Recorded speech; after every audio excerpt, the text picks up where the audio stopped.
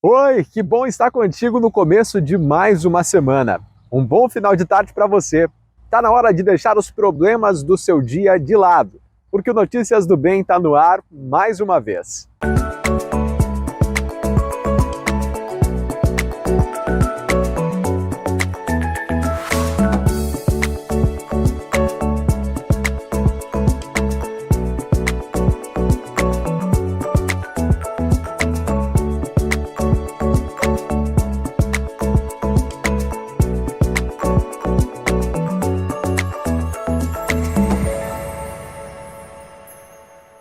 Notícias do Bem. Oferecimento Cressol Cooperativa de Crédito.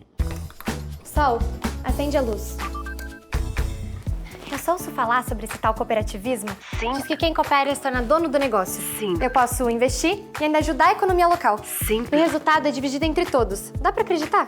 Sim. Eu posso ter crédito e solução pra tudo. E não é um banco. Sim. Mas será que vale a pena? Sim, é simples. A Cressol tem tudo isso lá. Ganhar é para todos. Se eu quiser cooperar? É simples. Vem junto. Cressol.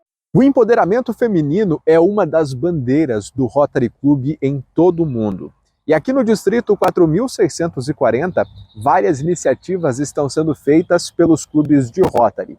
Em Francisco Beltrão, por exemplo, o Galera do Chapéu lançou neste final de semana o projeto Amélia, em parceria com o Centro de Convivência Sensibilizar. A proposta foi apresentada no último sábado, quando meninas e idosas que vão participar do projeto estiveram reunidas com os rotarianos. O projeto vai ter uma duração de aproximadamente 6 meses, onde a gente vai proporcionar para essas meninas, essas idosas, palestras sobre autoconhecimento, saúde emocional, higiene, drogas, álcool e alguns mini cursos, como o curso de confecção de docinhos para festa, trufas de chocolate, bolachas, pintura em tecido, tudo isso no intuito de agregar conhecimento para elas, gerar empoderamento para essas meninas e para essas senhoras. O nome Amélia é um acróstico que significa Amamos Mulheres Empoderadas, livres, inspiradoras e com atitude. Eu achei assim, um projeto muito completo, eu acho que o pessoal desenvolveu com maestria, então parabéns pelo desenvolvimento. E a gente encontrou aqui no Sensibilizar um público perfeito para a gente desenvolver o nosso projeto. Então eu acho que foi algo que deu muito certo.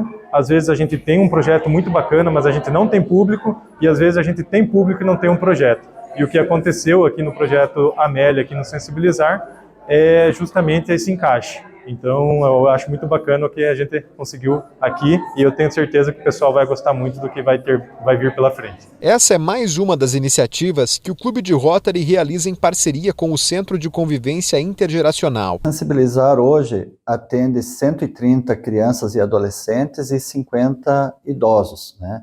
Então nós convidamos as meninas e também as idosas para participar, né? Deixamos livre, né?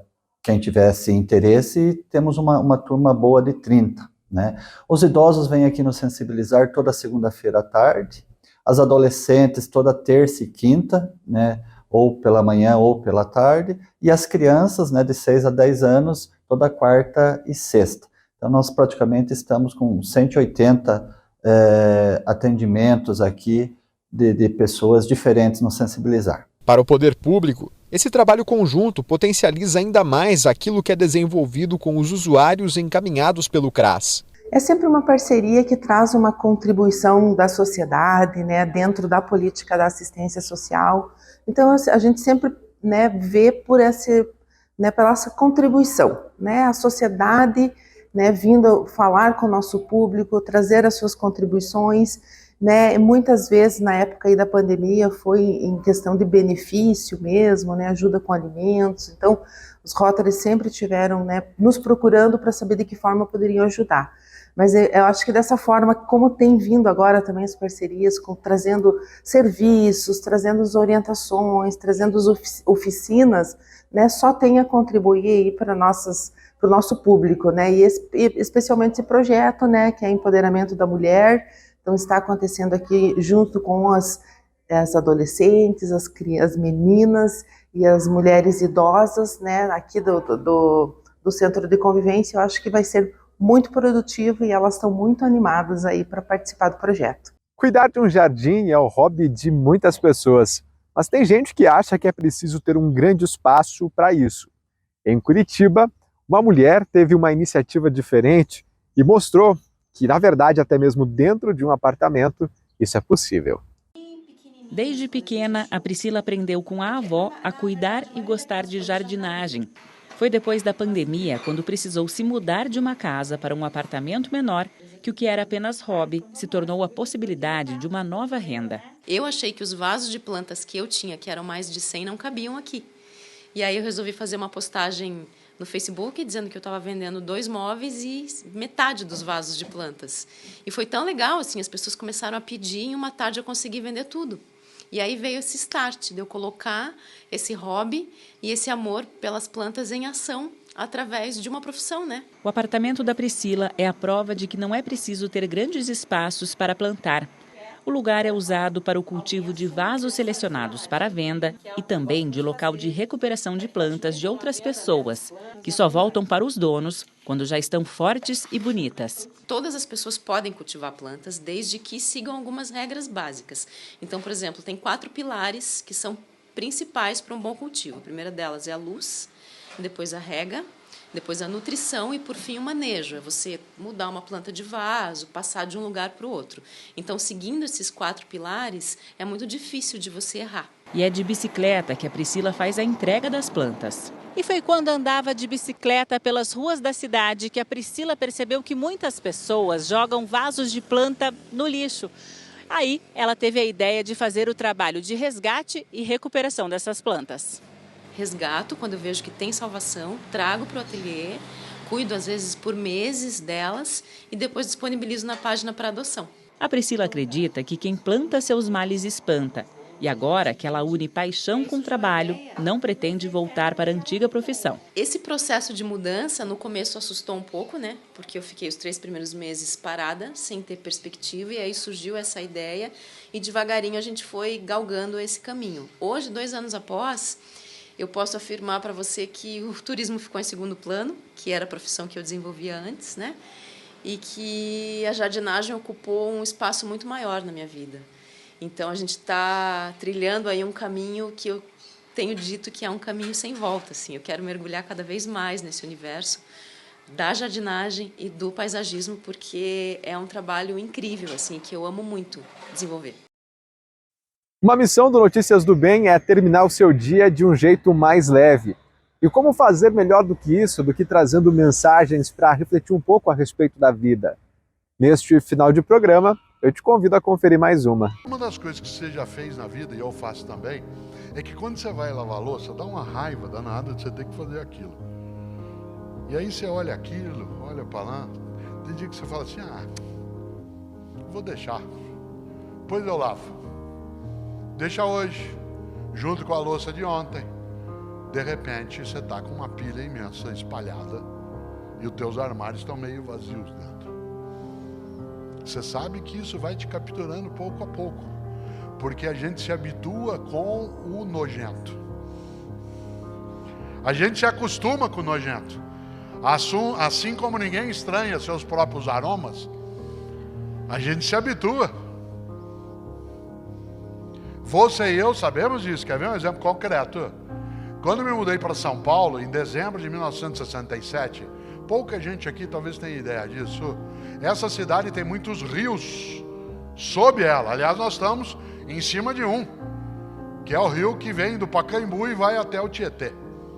Há muitos rios, um debaixo da Avenida 23 de Maio, outro sob a Avenida do Sumaré, e os rios que são visíveis, como é o caso especialmente do Tietê, né, e do Pinheiros. Quando eu me mudei para São Paulo, esses 2 rios eram navegáveis. Aliás, a gente pescava nesse rio e nadava. Não por acaso, na beira desses rios, se formaram vários clubes de regatas. O Corinthians nasceu como um time de remo, razão pela qual o símbolo do time é um timão. Timão de barco, depois coincidiu com o apelido que o time se deu. E a gente nadava, clube de regata, etc. Eu ia com meu pai pescar e nadar no Rio Tietê. Pois bem, Nós assassinamos esses 2 rios. Eles estão mortos. Eles fedem. Podres. Tanto que vez ou outra a gente vê a imagem de uma capivara correndo na beira do rio, ou de uma garça, se diz, olha lá, como se a garça fosse surreal. Como se a capivara fosse surreal. E às vezes é a persistência de uma memória que a gente se habitua. Interessante, porque nós assassinamos esses 2 rios. Não é impossível que eles deixem de ser assim como em outros lugares do mundo. Hoje o Tamisa, em Londres, não só é navegável, como se pode nadar nele na Uera. Isso num país que fez a Revolução Industrial no Ocidente e poluiu tudo. Claro. O pior é que a gente se habitua. Pior do que se habituar com o podre do rio é que a gente acostuma. Pior ainda, tem saudade. Você está viajando no interior de São Paulo, vindo lá do final da Castelo Branco, de Santa Cruz do Rio Pardo, de onde é uma boa parte da minha família, e é lá que termina a estrada, a rodovia Castelo Branco. Olha que interessante. Quando você vai entrando na Marginal Pinheiros, aquele fedor, a hora que você chega em São Paulo, diz, ai, graças a Deus, já estou em casa. Você está vindo pela Fernão Dias, pela Dutra, pela Ayrton Senna, você entra no Tietê, aquela coisa podre, diz, ai, que bom, já estou chegando. A gente pousa no Rio de Janeiro, no aeroporto Antônio Carlos Jobim, o Galeão. Abre a porta da aeronave, quando ela não está com um finger, vem aquele fedor do mangue em volta. Diz, ai, já cheguei. Rio de Janeiro.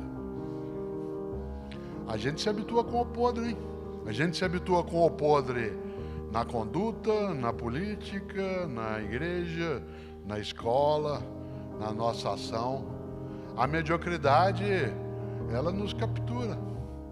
Por isso, eu faço um esforço de não deixar de lavar a louça. Você diz assim, mas um dia só. Opa! Eu vi agora alguns bombeiros civis andando aqui por dentro e me lembrei de um conselho do Corpo de Bombeiros que eu repito sempre e que aparece em alguns dos meus livros, que diz que, atenção, nenhum incêndio começa grande. Nenhum incêndio começa grande. Todo incêndio começa com uma faísca, uma fagulha, um disparo. E por isso, é claro que é chato. Eu sei que amanhã, às 4h20 da manhã, eu vou lavar a louça do jantar de hoje e ainda ficarei com a do café da manhã, que Cláudio e eu vamos tomar.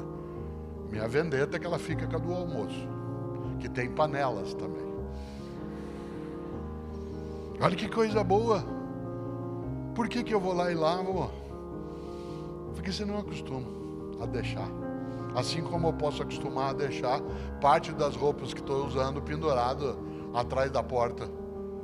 Ou vai deixando jogado em cima de um mancebo, ou vai largando. Às vezes é assim, mas isso é obsessão. Não. Como eu digo sempre em vários lugares, a disciplina é a organização da liberdade. A disciplina é a organização da liberdade. Quanto mais disciplinada ou disciplinado você ou eu fomos, mais livres nós vamos ser, porque nós vamos ter mais tempo para as coisas que de fato têm sentido. Nesta hora, claro que eu vou lavar a louça e eu não quero. É sempre bom ter a tua companhia, mas infelizmente o nosso tempo já está se esgotando. Claro que amanhã eu volto 15 para 7 da noite com outras notícias do bem para terminar o seu dia de um jeito mais leve. Se você gosta dos assuntos que eu acabei de mostrar, tem outros para conferir no portal programanoticiasdobem.com.br e nas redes sociais do programa. Uma excelente noite para você e até mais. Notícias do Bem. Oferecimento Cressol Cooperativa de Crédito. Estou falando de uma cooperativa de crédito, conhece? Sim. Você movimenta sua conta como no banco, mas não é banco. E tem crédito se eu precisar e para padaria também. E que o resultado é dividido entre todos. E você pode investir com segurança. Sim, é simples. A Cressol tem tudo isso. Lá, ganhar é para todos. E se eu quiser cooperar? É simples. Vem junto! Cressol.